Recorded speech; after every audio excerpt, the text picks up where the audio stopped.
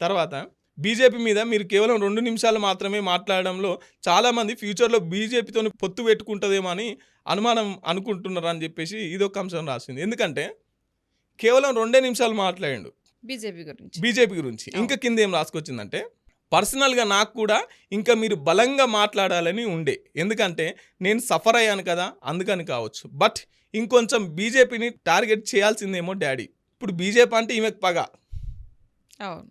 ఎందుకంటే ఈమెను జైలేసిరు కదా. కేసుల మీద కేసు పెట్టి లిక్కర్ కేసులో పెట్టి ఈమెను జైలేసిరు. కానీ ఇంత బిడ్డ సఫర్ అయినా కూడా బీజేపీని ఎందుకు టార్గెట్ చేసి మాట్లాడలే?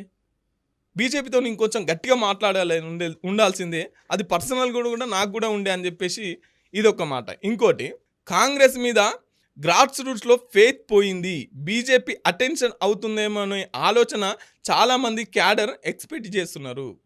ఎందుకంటే కాంగ్రెస్కు ప్రత్యామ్నాయంగా బీఆర్ఎస్ ఉంటుందేమని వీళ్ళు అనుకుంటున్నారు. కానీ అది క్రమంగా తప్పిపోతూ బీజేపీ వైపు మళ్లుతున్నది. వెళ్ళిపోతుంది. ఎగ్జాక్ట్లీ.